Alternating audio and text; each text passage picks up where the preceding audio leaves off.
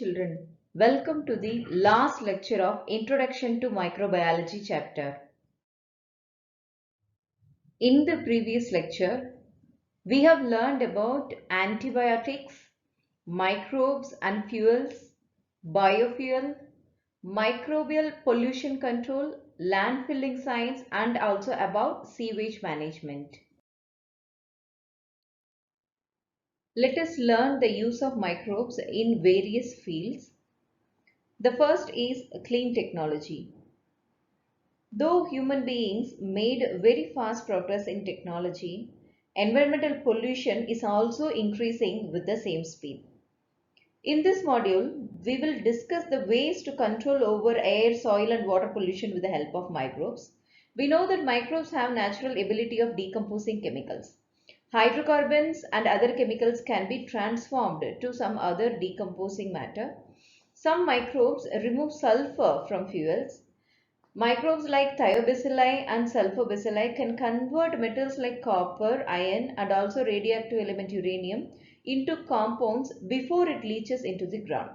You can see the images of sulfobacilli and thiobacillus.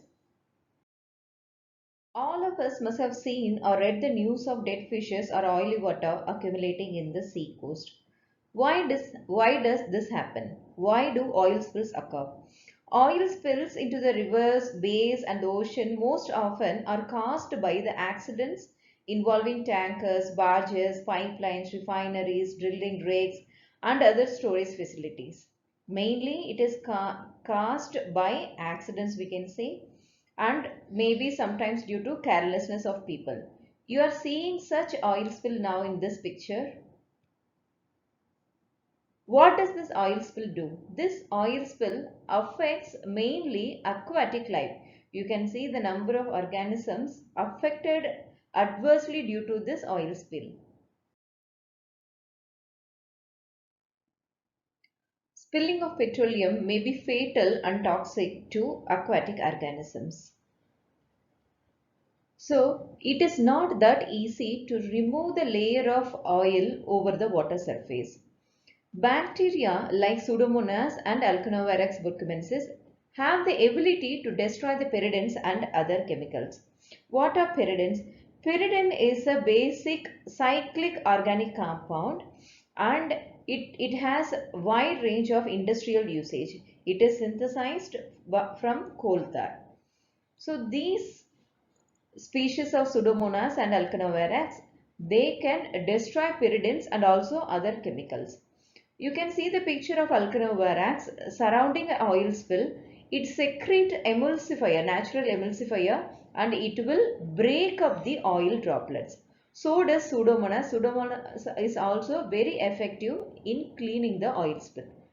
These bacteria are called hydrocarbonoclastic bacteria. They decompose the hydrocarbons and bring about the reaction of carbon with oxygen. So as a result, carbon dioxide and water is formed in this process.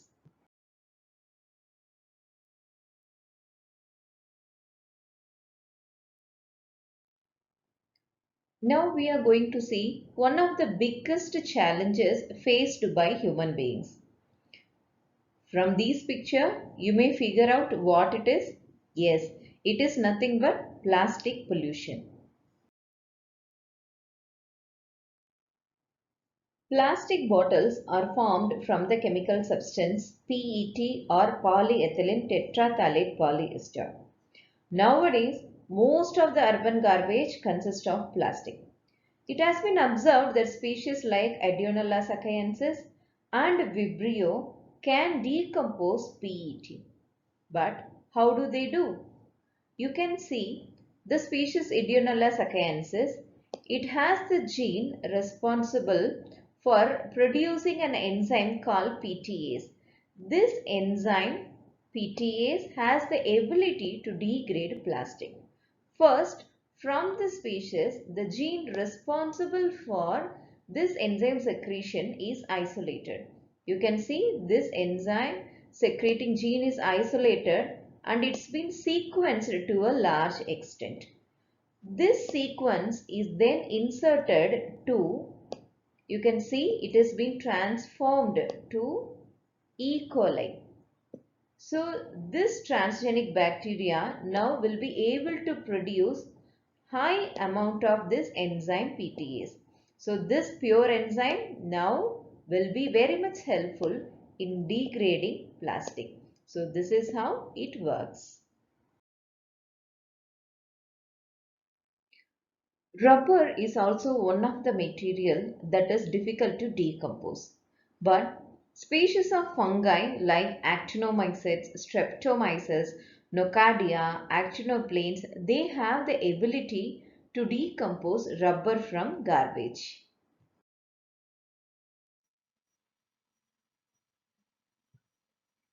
In this slide, we are seeing a metal statue which is eroded, and you are seeing a bridge that also suffered a lot due to erosion. We know that erosion of these metal surfaces occurs due to acid rain.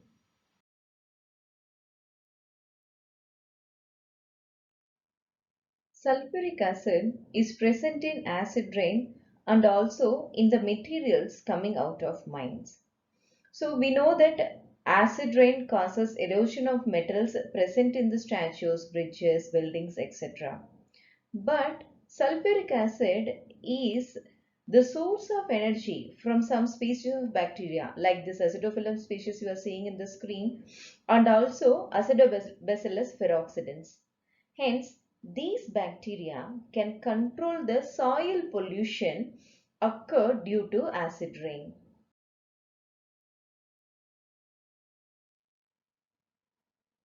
Another set of bacteria called geobacter can convert the salts of uranium. So we know that uranium is released into the environment from atomic energy plants. So this uranium can be converted into insoluble salts. So when it is insoluble, it settles down or precipitates. So thereby it prevents the salts from mixing with the groundwater sources. So this geobacter species, it can precipitate the radioactive elements and many heavy metals. They not only nullify the toxicity of uranium, but they can also produce electricity as they are oxidizing uranium to get energy. You can see the picture of geobacteria.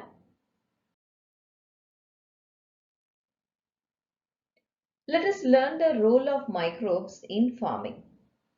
How the bacteria present in soil and root nodules of leguminous plants are useful. We know that nitrogen is the most commonly limiting nutrient in plants. So legumes use nitrogen fixing bacteria, specifically the symbiotic rhizobia bacteria within their root nodules. So the bacteria is there within the root nodule of a leguminous plant. So this rhizobia can convert nitrogen gas into ammonia.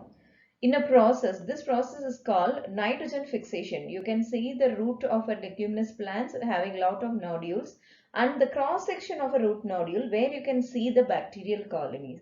They live in a symbiotic relationship where these bacteria make the nitrogen available for the plant and also benefit from the plant by taking food from the plant. How microbes are used as inoculants. Before that, let us learn what is meant by an inoculant. Inoculation is a process of adding effective bacteria to the host plant seed before planting. Why it has to be done? The purpose is to make sure that there is enough bacteria present in the soil so that there will be a successful bacteria-legume relationship is established, while that helps in the plant growth a lot. So these inoculants can be produced by the process of fermentation. So these inoculants, they are sprayed on the seeds before sowing, and some of the inoculants are released into plants. So the microbes in the inoculants, they help in plant growth by supplying essential nutrients. So by supplying essential nutrients, they improve the quality of vegetarian food. Solutions containing acetobacter, this is also a symbiotic bacteria, and artificial nitrogenase is used in organic farming. Nitrogenase is an enzyme which plays an important role in nitrogen fixation. So if these are made available artificially, this helps in the plant growth to a large extent. Soil pollution occurring due to chemical fertilizer can be prevented by using the mixture of acetobacter and artificial nitrogenase enzyme solution. So chemicals like fluoroacetamide, they mix with the soil due to the use of chemical pesticides in agriculture. These chemicals are proved to be harmful to other plants and animals, as well as they cause skin disease to humans. So these pesticides in the soil can be destroyed with the help of microbes. We already know that chemical fertilizer decreases the fertility of the soil, and usage of pesticides and insecticides kill useful microorganisms and also organisms like earthworm present in the soil. So, microbial inoculation is one of the promising methods that will save soil from all these problems. This slide will explain how microbial inoculation is done. You can see from the picture that first step, this dilute biosticker is added with required volume of water. Biosticker is nothing but it is something that helps ensure that the majority of the seeds can be coated well with microbes. A well-known example is sugar water. So this helps the sticking of microbes. So second step, bioinoculants microbes are added, and then additionally fungicides or insecticides can also be added. Then we will add the recommended quantity of seeds. All will be added to this biosticker, and then this mixture, it is mixed thoroughly, and finally it is dried in the shade for 15 to 20 minutes or according to the recommended level, and then these seeds can be sown in the field.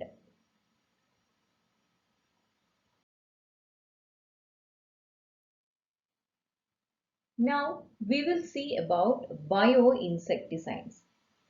Bacterial toxins that can destroy pests and pathogens can be directly integrated into plants with the help of biotechnology. So, as these are toxic to insects, naturally they will not consume the plant. Similar to bacteria, some species of fungi and viruses are also used as pesticides. Very good example is spinosad. It is a byproduct of fermentation and it is a biopesticide. It is found in the bacterial species Saccharopolyspora spinosa, hence the name spinosad.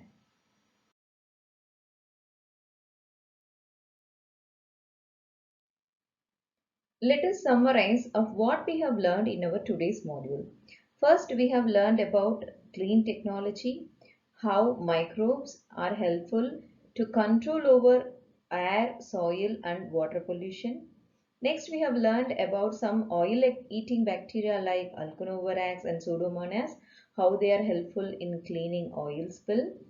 Then we have learned that some species like Vibrio and Ideonella sacaensis, they can decompose plastic. Similarly, some species of fungi like actinomycetes, streptomyces, nocardia and actinoplanes have the ability of decomposing rubber from garbage.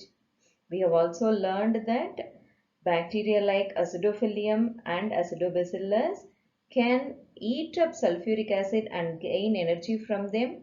Hence, they can control soil pollution occurring due to acid rain. And a bacteria called Geobacter, they can convert the salts of uranium into insoluble salts, and thereby they prevent the salts from mixing with groundwater sources. Then we have learned how microbes are used in farming, especially the bacteria Rhizobium, which is present in the root nodules of legumes, which helps so much in nitrogen fixation.